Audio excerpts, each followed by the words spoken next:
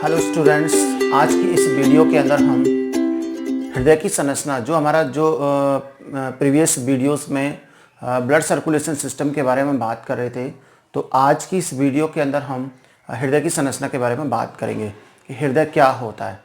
ठीक है, तो आप ये देखिए कि संपूर्ण ब्लड सर्कुलेशन सिस्टम जिसके अंदर रक्तवाहिनी, धमनियाँ, शिराएँ, हृदय, ब्लड, लसिका, इस सारी चीज़ आती हैं, सारे घटक उपस्थित होते हैं। इन सब का निर्माण भ्रूणीय मेसोडर्म के द्वारा होता है। ठीक है, तो हृदय भ्रूणीय मेसोडर्म द्वारा परिवर्धित रचना होती है। ये कहाँ पर पाया जाता है, उसकी स्थिति के बारे में अपन यदि बात करें तो आप देखिए कि ये हमने एक डायग्राम बनाया हुआ है तिकोना, जिसके अंदर यहाँ पर नीचे की तरफ होती है उदर गुहा। यहाँ पर क्या है, उदर गुहा। ऊपर की ओर इसको हम कहते हैं वक्ष गुहा, थोरेसिक कैविटी होती है। बीच में जो गुम्मद के आकार की स्ट्रक्चर दिखाई हुई है, इसको हम बोलते हैं डायफ्राम। तो डायफ्राम एक ऐसी पेशीय रचना होती है जो वक्ष गुहा को उदर गुहा से पृथक करती है। ठीक है, अब हम वक्ष गुहा की बात करें। वक्ष गुहा के मध्य में ये मध्यावकाश उपस्थित होता है। ये क्या है, मध्यावकाश। इस मध्यावकाश के अंदर रेस्पिरेशन सिस्टम के अंदर जो श्वसन तंत्र है और उसमें श्वास नली होती है वो उपस्थित होगी, जबकि वक्ष गुहा में यानी ये मध्यावकाश के कारण वक्ष गुहा दो भागों में बढ़ जाती है, लेफ्ट और राइट। इन दोनों के अंदर अपने अपनी ओर के फेफड़े उपस्थित होते हैं, जबकि दोनों की कॉमन जो श्वास नली होती है ट्रैकिया, वो मध्यावकाश में उपस्थित होती है। ठीक है, अब आप देखिए मध्यावकाश के अंदर यहाँ पर हमने एक कैविटी बनाई हुई है। ये कैविटी मध्यावकाश के अंदर उपस्थित होती है। इस मध्यावकाश में मध्य से थोड़ी लेफ्ट साइड उपस्थित होती है और इस कैविटी को हम बोलते हैं परिहृदयी गुहा, पेरिकार्डियल कैविटी। और इस पेरिकार्डियल कैविटी के अंदर हृदय उपस्थित होता है। तो हम ये कह सकते हैं हृदय की जो स्थिति है बॉडी के अंदर वो कहाँ होती है कि दोनों फेफड़ों के मध्य मध्यावकाश में उपस्थित जो परिहृदय गुहा होती है, उस परिहृदय गुहा में मध्य से थोड़ा सा लेफ्ट साइड होती है, बाईं ओर उपस्थित होता है। ठीक है, तो हमने इसकी स्थिति देखी, मध्यावकाश में दोनों फेफड़ों के मध्य से थोड़ा बाईं ओर लेफ्ट साइड में उपस्थित होता है। अब हम ये देखें कि जो हृदय होता है ये परिहृदय गुहा में उपस्थित होगा। ठीक है, परिहृदय गुहा में जो हृदय उपस्थित है, ये हृदय चारों ओर से दो झिल्लियों द्वारा घिरा हुआ रहता है। हमने यहाँ पर बनाई हुई है। सबसे बाहर की जो झिल्ली है जिसे हमने बोला है पेरिकार्डियम, परिहृदय आवरण, ये पेरिकार्डियल कैविटी है, पेरिकार्डियम झिल्ली है जो कि बाहर की ओर होती है, तंतु में संयोजी ऊतकों की बनी। पेरिकार्डियम कैविटी के दो रूप होते हैं, एक आउटसाइड और एक इनर साइड।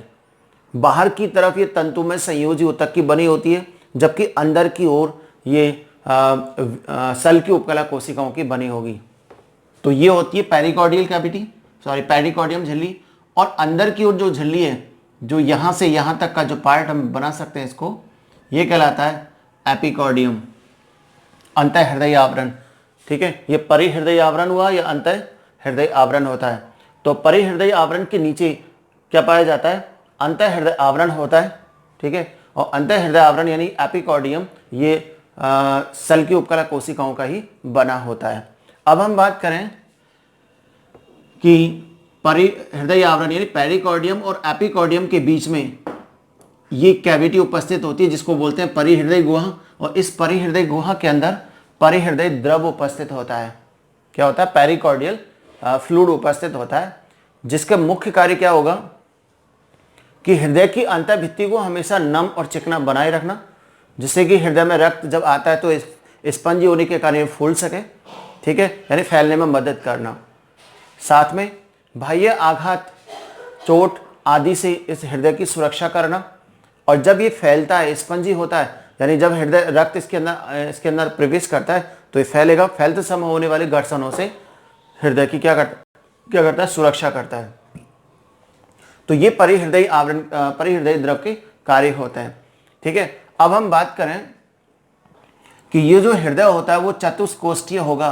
कैसा होता है? ये चतुष्कोष्ठीय होता है, अर्थात हृदय के अंदर 4 कोष्ठ होते हैं, 4 चैम्बर होते हैं, जिनमें से 2 ऊपर के आलिंद कहलाते हैं और नीचे के 2 निलय कहलाते हैं। स्टूडेंट ध्यान रखना, आलिंद में आ शब्द आता है, इसका मतलब उसमें शरीर के विभिन्न अंगों से रक्त आता है, जबकि निलय में नी वर्ड से स्टार्ट होता है, इसका मतलब निलयों से, हृदय के निलयों भाग से रक्त बाहर की ओर निकलता है, अर्थात अंगों की तरफ जाता है।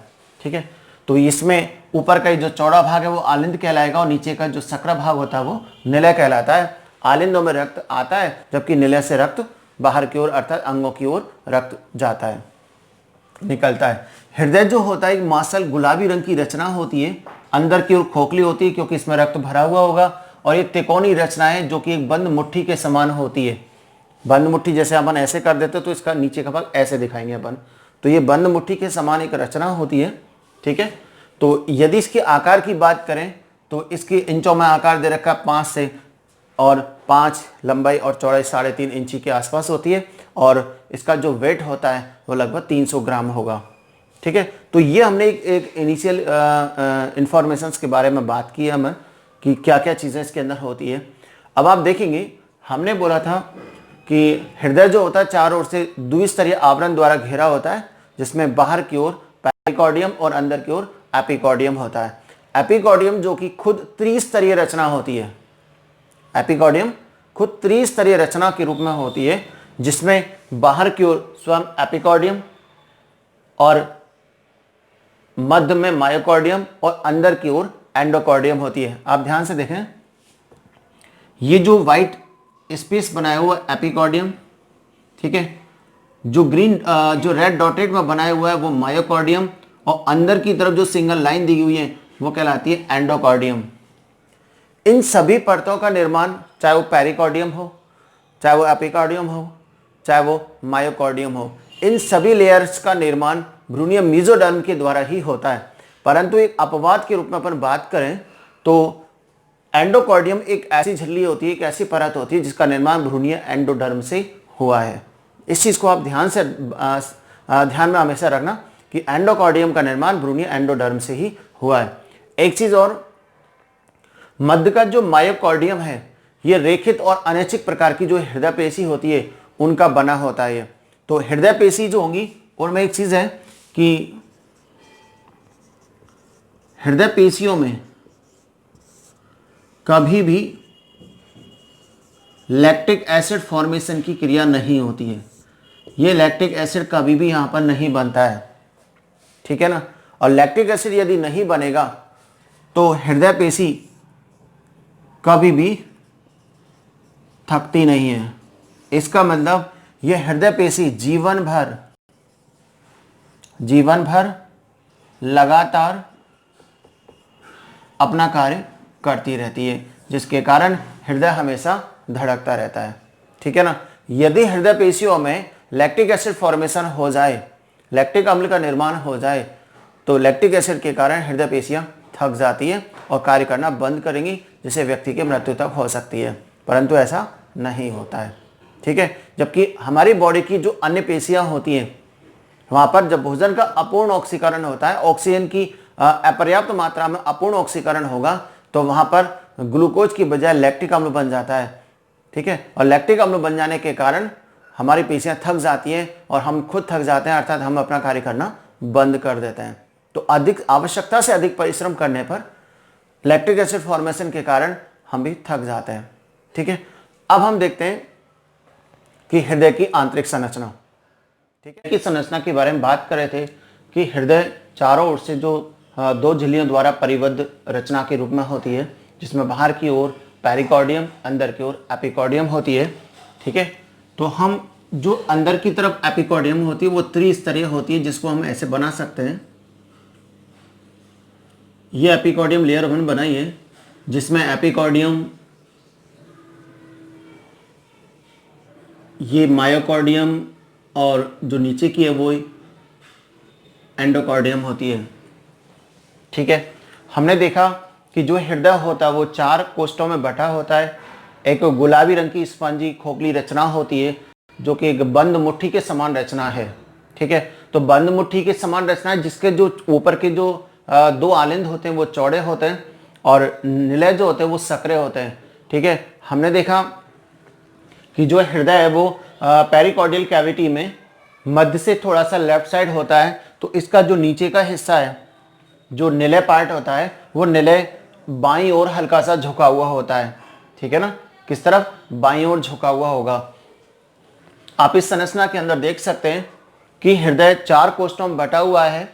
यहां पर ये एक दायां आलिंद है, ये बायां आलिंद है। हमने इसको कैसे बनाया आप ये देख सकते हैं कि हृदय हम जानते हैं एक हृदय लाइक स्ट्रक्चर यानी कि एक ऐसे संरचना के रूप में होती है। ठीक है, आप ध्यान से देखना, इसको हमने बनाया कैसे था। ये इस टाइप से एक रचना के रूप में होती है। यहां पर कोई भी चैम्बर आपको नजर नहीं आ रहा, लेकिन हम इसको यहां से हटाकर ये एक लेफ्ट साइड में झुका हुआ होता है, तो हम इसको ऐसे बना सकते हैं। इस टाइप से हम इसको बना सकते हैं, जो कि बंद मुट्ठी के समान रचना है। इसका निचला सकरा भाग निलय होता है जो कि लेफ्ट साइड में झुका हुआ होगा। अब देखिए यहां पर इसके अंदर एक मोटी झिल्ली होती है, काफी थिक है ये, जो कि इस पूरे हृदय को 2 भागों में बांटती है। ठीक है, और यहां पर एक ऐसे वाल्व ये होता है। यहां देखिए हमने इसको ऐसे बनाया, तो अब देखो यहां पर ये दायां आलिंद, ये बायां आलिंद, बायां निलय और ये दायां निलय। ठीक है, तो हमने यहां पर देखिए इस तरीका से बनाया था। ये दायां आलिंद है, ये बायां आलिंद, दायां निलय और ये इसका बायां निलय होता है। हमने बोला था, या आप ये ध्यान सकते हैं कि आलिंदों में हमेशा शरीर के विभिन्न अंगों से शुद्ध और अशुद्ध रक्त आता है, जबकि निलयों से शुद्ध और अशुद्ध रक्त अंगों की तरफ निकलता है। ठीक है, तो देखिए आप यहां पर ये दायां आलिंद, ये बायां आलिंद, इन दोनों आलिंदों के बीच में जो पट्टी होती है सेप्टम बोल सकते हैं, इस पट्टी को बोलते हैं अंतर आलिंद पट, यानी दोनों आलिंदों के बीच में। ठीक है, आप देखिए यहां पर रक्त आता है। ठीक है, तो ये जो रक्त आएगा कहां पर? दाएं आलिंद में रक्त शरीर के विभिन्न अंगों से आता है, तो अंतर आलिंद पट्ट की जो भित्ति होती है वो बाईं तरफ मोटी होती है दाईं की तुलना में। तो हम ये कह सकते हैं दायां आलिंद बाएं आलिंद की तुलना में बड़ा होता है। ठीक है, क्यों होता है? क्योंकि दोनों आलिंदों के मध्य की जो भित्ति होती है वो बाईं तरफ मोटी होती है, इसलिए ये बड़ा होगा। सॉरी, बायां आलिंद छोटा होगा, दायां आलिंद बड़ा होता है। दूसरा रीजन कि इस दाएं आलिंद में शरीर के विभिन्न अंगों से रक्त आता है तो काफी देर रुकता है, इसलिए ये बड़ा होता है, जबकि बाएं आलिंद में रक्त बिल्कुल भी नहीं रुकता, जैसे आया वो नीचे की ओर निकल जाता है। ठीक है, हम यह बात करें निलयों की, तो निलयों में जो ये अंतर निलय पट होगा, कौन सा? अंतर निलय पट। अंतर निलय पट में की जो भित्ति होती है वो दाईं ओर ज्यादा मोटी होगी। यहां पर रक्त रुकता नहीं है, जबकि यहां रक्त रुकेगा। तो हम ये कह सकते हैं कि दायां निलय छोटा होता है, जबकि बायां निलय बड़ा होता है।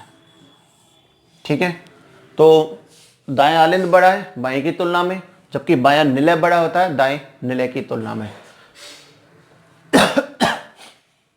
दूसरी चीज आप ये देखिए कि दोनों आलिंदों को दोनों निलयों से अलग करने वाली जो पट्टी होती है, ये पट्टी यहां पर दिखाई है, यहां भी दिखाई हुई है हमने। इस पट्टी को हम बोलते हैं कोरोनरी सल्कस। क्या बोलते हैं इसको? Coronary sulcus. या बोल सकते हैं आलिंद और निलयों के बीच में पाए जाने वाला पट्ट, सेप्टम। तो हम कह सकते हैं अंतर आलिंद निलय पट्ट। ठीक है, इस अंतर आलिंद निलय पट्ट में जो दायां आलिंद और दायां निलय होता है, इसके बीच में ये कपाट होता है, बाल्ब होता है, जिसको बोलते हैं त्रिदल कपाट। त्रिदल कह सकते हैं, ट्राइकॉस्पिड कपाट कह सकते हैं। ठीक है, त्रिदल कपाट, ट्राइकॉस्पिड कपाट। ये जो कपाट है दाएं आलंद से रक्त को निलय में आने देता है, लेकिन जब निलयों से बाहर निकलता है तो ये कपाट बंद हो जाते हैं, अर्थात निलयों से वापस आलिंदों में रक्त को जाने से रोकता है। इसी तरीका से बाएं आलिंद और बाएं निलय के बीच में जो कोरोनरी सल्कस है, यहां पर जो वाल्व पाया जाता है उसको बोलते हैं द्विदल कपाट, डाइकॉस्पिड कपाट, या इसका एक नाम और है जिसको बोलते हैं मिट्रल कपाट। इस मिट्रल कपाट का भी कार्य क्या होगा? बाएं आलिंद में उपस्थित रक्त को बाएं निलय में आने देना, जबकि वापस आने से रोकना। ये जितने भी कपाट होते हैं, चाहे वो द्विदल कपाट हो चाहे वो त्रिदल कपाट हो, ये सभी दोनों कपाट हृदय की अंतर्भित्ति से अंदर की ओर पैपिलरी पेशियों के द्वारा जुड़े हुए रहते हैं। ठीक है, और ये पैपिलरी पेशियां जो कि रेखित और अनिच्छिक प्रकार की हृदय पेशियां होती हैं, जो लगातार जीवन भर बिना रुके बिना थके कार्य करती है, जिसके कारण ही जो हृदय होता है एक पंप की भांति पंपिंग क्रिया करता है, जिसके कारण हृदय और शरीर के विभिन्न अंगों के बीच में रक्त का लगातार सर्कुलेशन होता रहता है। तो ये पंपिंग क्रिया होती है। तो ये चीज आपके समझ में आई। अब आप देखिए कि जो हृदय का दायां आलिंद है यहां पर, ठीक है, हृदय के दाएं आलिंद में शरीर के विभिन्न अंगों से अशुद्ध रक्त आता है। तो आएगा तो कौन लेकर आता है? तो अंगों से हृदय की ओर विभिन्न प्रकार की सिराएं आती हैं। वो सिराएं जो कि एक संग्रहकारी वाहिनी होती है, वो शरीर के विभिन्न अंगों से अशुद्ध रक्त को लेकर आती है और आकर कहां छोड़ती है? दाएं आलिंद में। तो यहां देखिए आप, यहां ऊपर की ओर हमने एक सिरा बनाई हुई है जिसको हम बोलते हैं अग्रग्रीवा महासिरा। ये शोल्डर से ऊपर के जो जितने भी भाग होते हैं, यानी सिर और जो भी शोल्डर्स के ऊपर का जितना भी भाग होता है जिसमें दोनों हाथ आते हैं, तो ये जो भाग है यहां से अशुद्ध रक्त को ला करके हृदय के दाएं आलिंद में ये लेकर आती है। कौन? अग्रग्रीवा महासिरा। जबकि शोल्डर्स के नीचे के जो शरीर के विभिन्न अंग हैं, उन सभी अंगों से अशुद्ध रक्त को लेकर आती है कौन सा? पश्च महासिरा, जो कि यहां दाएं आलिंद में खुलती है। ठीक है, इस पश्च महासिरा का जो ओपनिंग जो इस रंध्र होता है, उस रंध्र पर एक वाल्व पाया जाता है जिसको हम बोलते हैं यूस्टेकियन कपाट। क्या बोलते हैं उसको? यूस्टेकियन कपाट, जिसका मुख्य कार्य होता है कि अंगों से पश्च महासिरा द्वारा अशुद्ध रक्त को आलिंद में आने देना, लेकिन वापस जाने से ये रोक लेता है। ठीक है, इसी तरीका से आप यहां देखिए आप कि जो हृदय की भित्ति होती है, हृदय की भित्ति में भी रक्त उपस्थित होगा, तो हृदय की जो भित्ति से अशुद्ध रक्त कोरोनरी सिरा के द्वारा कहां पहुंचता है? दाएं आलिंद में पहुंचता है। कौन से द्वारा? कोरोनरी सिरा। ये कोरोनरी सिरा जो होती है यहां पर, ये एक रंध्र के द्वारा यहां पर खुलती है। इस रंध्र पर पाए जाने वाला जो वाल्व होता है जिसको हम बोलते हैं थेवेसियस कपाट।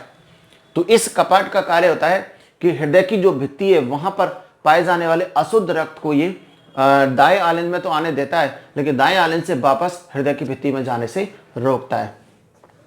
तो अब देखिए, इसके अलावा ये जो दायां आलिंद है, इस दाएं आलिंद और दायां निलय, दायां आलिंद और बायां आलिंद, इन दोनों की जो भित्ति यहां पर पाई जाती है, इस भित्ति को हम कहते हैं अंतर आलिंद पट। इस अंतर आलिंद पट जब भ्रूणीय अवस्था होती है, बच्चे की जो भ्रूणीय अवस्था होती है, भ्रूण का विकास होता है, तो आलिंद, दोनों आलिंदों के बीच में एक छिद्र पाया जाता है।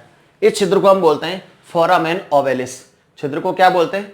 फोरामेन ओवेलिस, जिसके कारण शुद्ध और अशुद्ध रक्त दोनों मिक्स होते रहते हैं, क्योंकि भ्रूणीय अवस्था में लंग्स सक्रिय नहीं होते, फेफड़े सक्रिय होते नहीं है। इस कारण यहां पर एक रंध्र पाया जाता है जिसको हम बोलते हैं फोरामेन ओवेलिस। लेकिन भ्रूणीय अवस्था के बाद जो जन्म का समय होता है, जन्म के बाद ये फोरामेन ओवेलिस जो छिद्र है वो बंद हो जाता है और उसके स्थान पर वहां एक स्पॉट रह जाता है। उस स्पॉट को हम बोलते हैं फोसा ओवेलिस।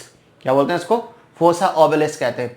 कई बार क्या होता है कि ये फोसा ओवेलिस पूरी तरीका से, यानी फोरामेन ओवेलिस पूरी तरीका से भरता नहीं है, एक छिद्र के रूप में भी रह जाता है, जिसको बोलते हैं कि संतति में या बच्चे के अंदर हृदय में, बच्चे के हृदय में छिद्र का पाया जाना। ठीक है, तो ऐसे जो बच्चे होते हैं उनको ब्लू बेबी के नाम से भी जाना जाता है। अब आप देखिए यहां पर कि जो हृदय कि दायां आलिंद और ये बायां आलिंद, और यहाँ पर दायां निलय और ये बायां निलय। ठीक है, यहाँ से देखो कि शरीर के विभिन्न अंगों से अशुद्ध रक्त यहाँ आता है। अशुद्ध रक्त त्रिबल जो कपाट है, त्रिदल कपाट, यहाँ से होकर के दाएं निलय में पहुंचेगा। ये दाएं निलय से एक टी आकार की रचना बाहर की ओर निकलती है। ये देखो हमने टी आकार के ग्रीन स्ट्रक्चर में बनाया हुआ है। ठीक है, इसको हम कहते हैं पल्मोनरी धमनी। क्या बोलते हैं इसको? पल्मोनरी धमनी। और पल्मोनरी धमनी आगे चल करके दो भागों में डिवाइड होती है, जो लेफ्ट और राइट लंग्स में जाती है। अर्थात ये दाएं निलय से अशुद्ध रक्त को फेफड़ों में लेकर जाती है, जहां पर रक्त का प्यूरिफिकेशन होता है, अर्थात रक्त का क्या होगा? शुद्धिकरण। जबकि यहां देखिए आप, ये ओपनिंग है, हृदय के बाएं आलिंद में दो अलग अलग फेफड़ों से आने वाली पल्मोनरी सिरा आकर खुलती है, जहां पर फेफड़ों से शुद्ध रक्त का परिवहन होता है, अर्थात शुद्ध रक्त को कहाँ लाती है? बाएं आलिंद में लाती है। ठीक है, तो हमने देखा था कि सिराएं हमेशा अशुद्ध रक्त का परिवहन करती हैं, जबकि यहाँ पर पल्मोनरी सिरा एक ऐसी सिरा है जो शुद्ध रक्त का परिवहन करती है, अर्थात फेफड़ों से शुद्ध रक्त को बाएं आलिंद में लेकर आती है। जबकि ये देखिए यहाँ पर, ये दाएं निलय से एक जो धमनी निकलती है, ये अशुद्ध रक्त का परिवहन करती है, अर्थात अशुद्ध रक्त को शुद्धिकरण के लिए फेफड़ों में लेकर जाती है। अब देखिए आप नेक्स्ट कि ये जो पल्मोनरी धमनी है, और यहाँ पर ये पल्मोनरी धमनी और ये पृष्ठ महाधमनी, यहाँ से शुद्ध रक्त का परिवहन शरीर के विभिन्न अंगों में होता है। तो इनकी जो ओपनिंग पॉइंट है, यहाँ पर एक तीन अर्धचंद्राकार कपाट होते हैं इस टाइप से, 1 2 और एक 3, इस तरीका से कपाट होता है, जिसको हम बोलते हैं अर्धचंद्राकार कपाट। इन कपाटों का जो मुख्य कार्य होता है वो क्या है कि पृष्ठ महाधमनी, पल्मोनरी धमनी और पृष्ठ महाधमनी चाप, इनके द्वारा निलयों से रक्त बाहर की ओर निकलता है। एक फेफड़ों में जाएगा, दूसरा शरीर के विभिन्न अंगों में शुद्ध रक्त का परिवहन होता है। तो ये दो जो अर्धचंद्राकार कपाट है, इनका कार्य होता है कि इन दोनों निलयों से शुद्ध और अशुद्ध रक्त को शरीर के विभिन्न अंगों में जाने देना, लेकिन वापस आने से ये रोक लेते हैं। ठीक है, तो इस तरीका से यहाँ पर ये जो हृदय के बारे में हमने बात की थी, तो देखो यहाँ पर कि शरीर के विभिन्न अंगों से अशुद्ध रक्त यहाँ आता है, यहाँ से फिर यहाँ जाएगा, फिर यहाँ से फेफड़ों में जाता है, फेफड़ों से वापस बाएं आलिंद में आएगा, बाएं आलिंद से बाएं निलय में, फिर शरीर के विभिन्न अंगों में सर्कुलेट होता है। तो हम ये कह सकते हैं कि अंगों से हृदय और हृदय से वापस अंगों में जाने से पूर्व हृदय में 2 बार रक्त आता है, जैसे हम बोलते हैं दोहरा रक्त परिसंचरण तंत्र। ठीक है, एक चीज और देखें यहाँ पर कि जो दायां आलिंद है, इस दाएं आलिंद की दाएं भित्ति के पास में यहाँ पर एक गांठ रूपी रचना नोड पाई जाती है। इस नोड को हम बोलते हैं SA नोड, साइनो ऑरिक्यूलर नोड कहते हैं। ठीक है, इस साइनो ऑरिक्यूलर जो नोड है, SA नोड, जो कि मस्तिष्क से जुड़ा होता है, जिसके कारण मस्तिष्क हृदय स्पंदन की क्रिया को कंट्रोल करता है। अतः SA नोड को हम बोलते हैं हार्ट ऑफ हार्ट। क्या बोल सकते हैं इसको? हार्ट ऑफ हार्ट कहते हैं। इसी तरीका से जो आलिंद और निलय, इन दोनों के बीच में यहाँ पर भी एक पर्व लाइक स्ट्रक्चर नोड पाई जाती है, जिसको बोलते हैं AV नोड। और ये जो AV नोड है, ये दोनों निलयों की भित्ति में पेशियों को तंत्रिकाओं द्वारा प्रेरित होकर के पेशियों को पहुंचाता है, जहां से दोनों निलयों की भित्ति में स्पंदन की क्रिया होती है। ठीक है, तो इस तरीके से ये जो पूरी स्ट्रक्चर हमने देखी है, जो कि एक हृदय की इंटरनल स्ट्रक्चर है, आप यदि बुक्स में देखेंगे तो इसकी एक कॉम्प्लिकेटेड स्ट्रक्चर आपको मिलेगी, जो आपको समझ से बाहर होती है। ठीक है, जबकि हमने यहाँ पर जो डायग्राम बनाया है वो आपको समझने के हिसाब से बनाया हुआ है, आप इसको आसानी से समझ सकते हैं और इसको ड्रॉ भी कर सकते हैं। ठीक है, तो ये आपको निश्चित रूप से